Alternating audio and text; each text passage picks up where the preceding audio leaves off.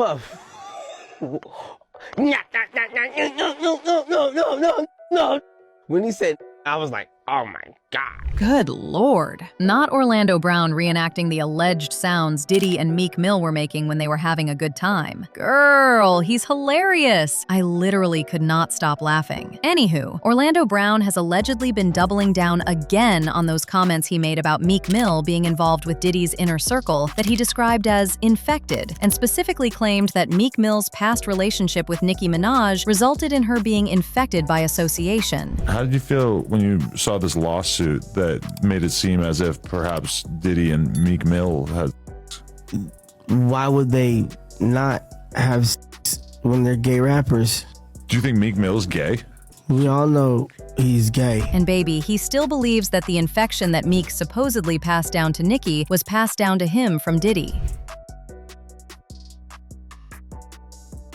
Is it? Puff. Why you rip a hole in the toe, son?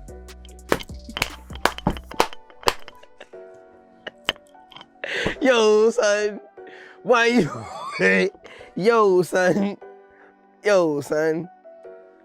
Why you rip a new in this? Let's also not forget that Nicki Minaj has also previously been implicated as one of the faces caught on those infamous tapes Diddy was allegedly keeping after a wild night of God knows what. In fact, she and Meek might have been part of that scene together back when they were a couple. The last freak off tape that just got sold on the dark net, which I know because I monitor, went for $500 million. It had multiple stars in it. Nicki Minaj, Rihanna, Chris Brown, Justin Bieber, Drake. It was a really interesting night. Honey, if there's anything we have figured out by now, it's that those infamous Diddy parties were never just about champagne and good vibes, cameras rolling, and power plays. They were literally where celebrities weren't just invited, they were compromised and infected with dangerous stuff. And if y'all remember when Diddy was indicted, federal agents reported finding not only 1,000 bottles of baby oil, but also 3 AR-15s at Diddy's residences in Miami and Los Angeles. These items were reportedly part of a larger operation involving Diddy's freak-offs, where he allegedly hosted wild parties, and the indictment actually detailed the use of these supplies in freak-offs, including controlled substances, extra linen, and lighting. In addition, Cassie said during the trial and also in her lawsuit that she would suffer UTI after performing in back-to-back freak-offs to the point that Cipro, a common UTI antibiotic, no longer worked for her. Then there was Clayton Howard, one of the male escorts, who dragged both Cassie and Diddy to court after the verdict, claiming that Cassie gave him an STD. He actually said that Cassie manipulated him into taking ecstasy and having unprotected intimacy, and he said she would order him to get off for hours on end, resulting in tears, skin peeling, and scabbing. Oh my God, just nasty. So, of course, it's not like Orlando Brown was just making all this stuff up. And one person who was a regular at these parties who was also Diddy's alleged sugar baby was Meek Mill. Meek Mill has reportedly denied any involvement in the Diddy controversies or Orlando Brown's specific accusations, and he has previously dismissed the claims as the ramblings of someone seeking attention or struggling with mental health. But receipts don't lie, y'all. Receipts don't lie. I mean, there has been evidence of these two being pretty close, including Diddy and Meek Mill being photographed in matching outfits. Also, let me just play something real quick and watch Diddy get activated when Meek Mill says certain words.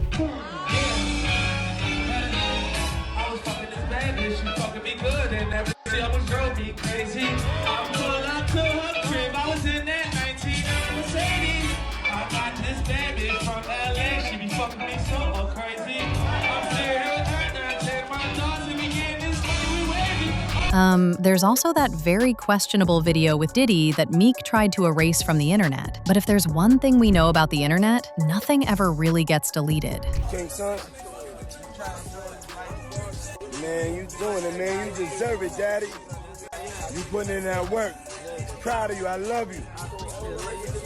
Yeah. By the way, there was also a property manager who said some time back that Diddy's requests for Meek Mill were reportedly super sketchy, specifically requiring double-sided locked doors to keep things completely under wraps. The party allegedly wrapped up around 3 a.m., but the aftermath was described as a total horror show. The property manager claimed the cleanup crew found a stomach-turning scene filled with wet sheets, lubes everywhere, and various substances scattered across the property. So, what were Diddy and Meek Mill doing at that party that ended in alleged red fluid sheets? Also, when Lil Rod filed his lawsuit against Diddy, where he talked about how Diddy wanted to bend him over, he said in his lawsuit that Diddy told him he had slept with 2 other celebrities. One of them was described as a Philadelphia rapper who dated Nicki Minaj, while the other is said to have performed at the Super Bowl and had a successful Vegas residency. The Philadelphia rapper who dated Nicki Minaj was obviously Meek Mill. Honey, it also doesn't help that when the accusations against Diddy started piling up, Meek tweeted about not believing any of the allegations because he had been subject to damaging rumors himself. However, one thing's for sure, guys. You can never convince Orlando that Diddy and Meek did not have something going on. He got locked up. Meek Mill came out saying that he'll pay somebody $100 grand to investigate that he has nothing to do with anything with Diddy. You can't take back what your And he's not the only one who has been making this claim, by the way. See, Jaguar Wright is also another person who claimed that Meek Mill was one of the artists being taken advantage of in Hollywood in the name of mentorship by older men. And this was way before all these allegations against Diddy even began. Screaming to get away from them in their mentorship. Meek Mills. Bashir Gray. Left that house screaming.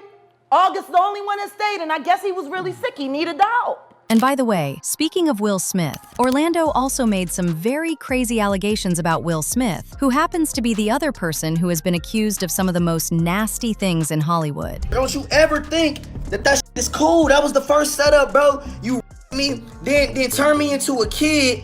You feel me? Took my house, took all my started my family members and all kinds of shit, bro. You a up person, my.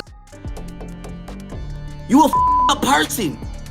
Yes, Will Smith is Michael Jackson, my.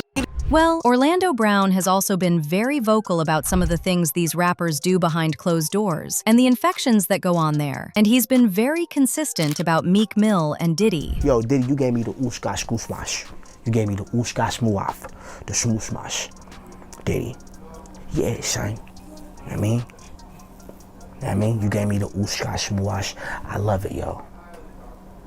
I love it. You gave me the ooshka smuash. So, word on the street is that Orlando Brown is back at it again, and he is definitely not holding back when it comes to the Diddy drama. But the real kicker is that Orlando is now trying to connect the dots to Nicki Minaj, making some pretty heavy claims that Meek actually infected her with something during their relationship. So during an interview on No Jumper, Orlando brought up Nicki Minaj while talking about women in the industry with infections. He accused her of having a very nasty, smelly kitty. He claims he actually got into it with Nicki about her supposed smelly pee, and she almost ended up taking his life because of it. Away from Nicki, she's the greatest female rapper of all time. Nicki's tired.